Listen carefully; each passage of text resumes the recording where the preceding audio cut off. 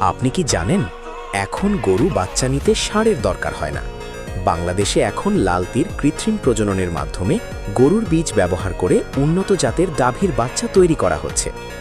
আমি আব্দুর রহিম, একজন পল্লী পশু চিকিৎসক।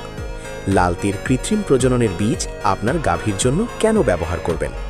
আসুন জেনে নিই লালতির কৃত্রিম প্রজননের উপকারিতা। এই বীজ আসলে উন্নত জাতের ষাঁড়ের বীর্য, যা এআই পদ্ধতিতে গাভীর শরীরে প্রবেশ করার পায়। ফলাফল কি জানেন? বেশি দুধ, স্বাস্থ্য ভালো আর উন্নত জাতের বাচ্চা।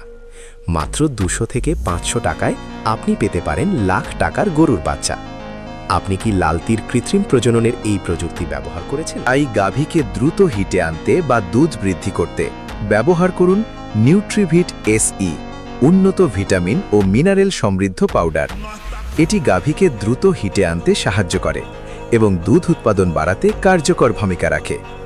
আপনার গাভীকে রাখুন সুস্থ, শক্তিশালী ও অধিক উৎপাদনশীল। কমেন্ট